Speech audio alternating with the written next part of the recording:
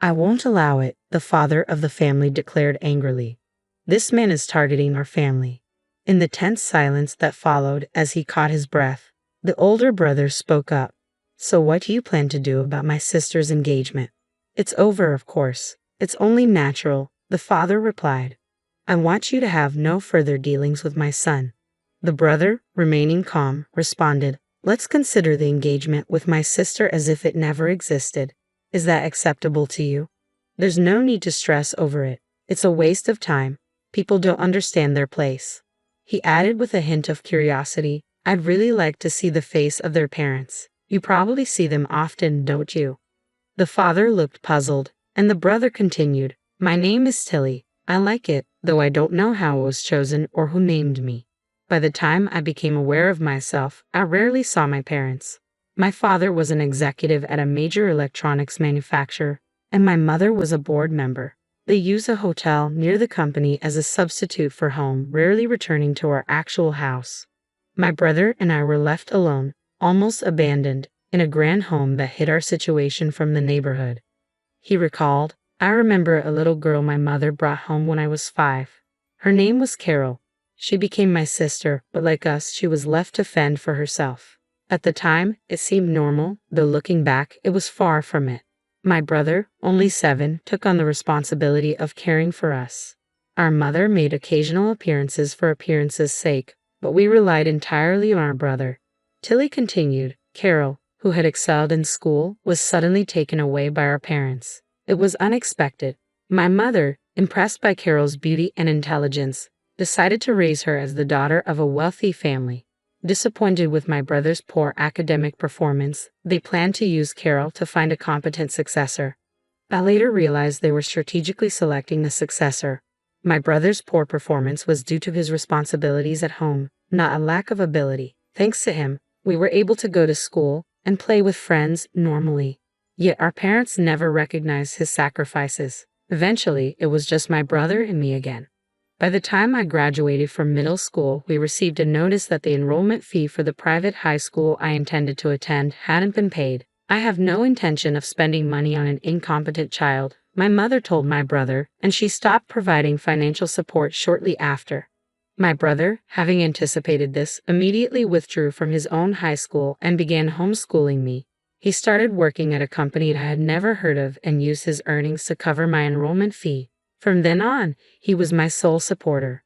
Determined to make the most of his sacrifice, I studied diligently and managed to earn a scholarship to university. Maintaining my grades was crucial to lessen the burden on my brother, so I balanced a busy schedule of part-time jobs and studies. My social life was minimal, but as I neared the end of my studies, I suddenly found myself with friends. Throughout school, I was serious about my studies, keeping meticulous notes to make the most of my limited time. Some classmates, recognizing the quality of my notes, began approaching me for help. I found it amusing and perplexing to see people who only appeared around finals asking to borrow my notes. They became so popular that they were often not returned, and tracking them down was a hassle. Often, I didn't even know who had them until I finally got the names, which were usually unfamiliar.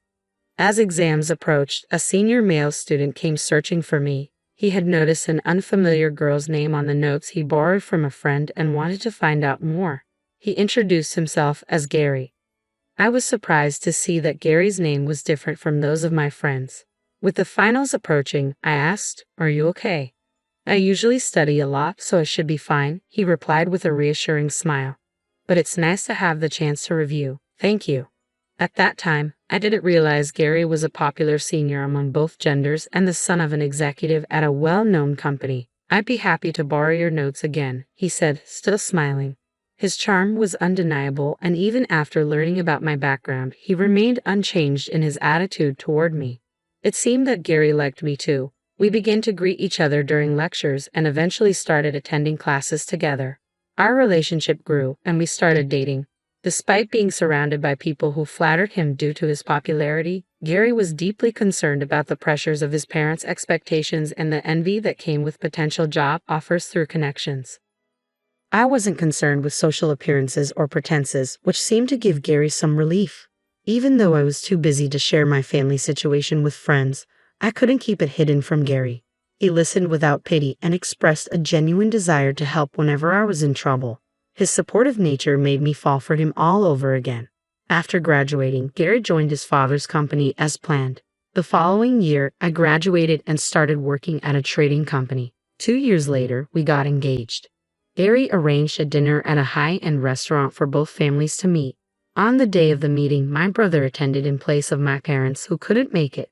As soon as the meal began, Gary's father voiced his dissatisfaction. "What's the meaning of this?" he exclaimed. "The parents aren't here on such an important day. It's inexcusable and rude." Gary tried to mediate desperately, but I stopped him. It was important for me to explain that my brother had to work to support my education. Despite my heartfelt explanation, Gary's father remained unmoved. "You dropped out," he said harshly. "It's unthinkable for someone of such low status to join our family." He then took my brother's business card and tore it up, accusing us of being after their money. "I won't allow our family to be targeted by this man." Gary's father raged, his fury palpable. Amid his anger, my brother remained calm and during a brief silence, finally spoke up. "So what do you intend to do about the engagement with my sister?"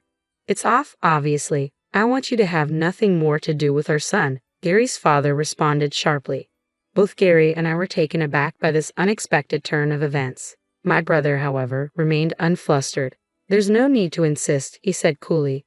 "It's a complete waste of time. People don't understand their place. I'd really like to see the face of their parents." Gary's father looked puzzled. "You're always looking at them," my brother added calmly, which only confused Gary's father further. Regarding the broken engagement, my brother continued, "I'll convey it directly to Carol Smith. You've met Carol a few times, haven't you?" Gary's father was visibly shocked. "Carol? You mean Carol Smith? You're related to her?" "Yes," my brother revealed. "Carol is my sister." Gary's parents went pale at this revelation. "So you're the president's son who went missing?" Gary's father asked, astonished. My brother responded with a rueful smile. "That's how they know about me. The company where you and Gary work is run by our parents." Though this coincidence was surprising, it was not as shocking as discovering my connection to Carol after so many years.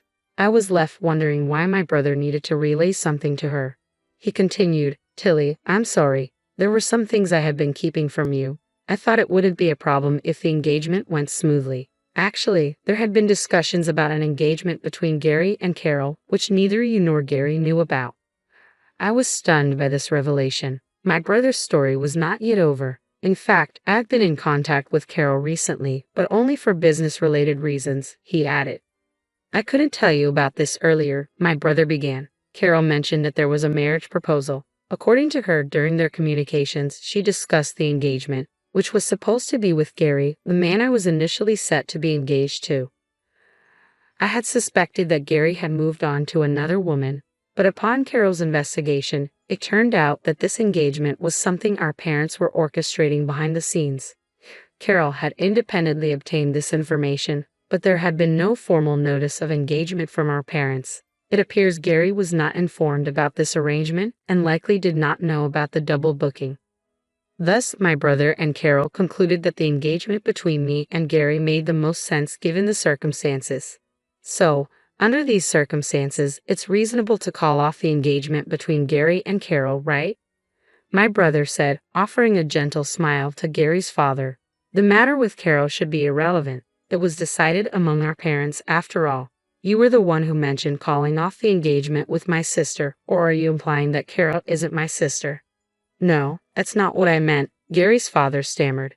"Let's have Carol inform our parents about this discussion. Since the engagement was arranged by them, it shouldn't matter if we, the children, choose to ignore it.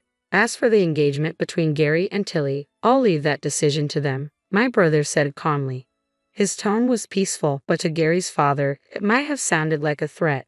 The shock on Gary's father's face grew as he processed the implications. "You've repeatedly said you wanted to sever ties with my family," my brother continued.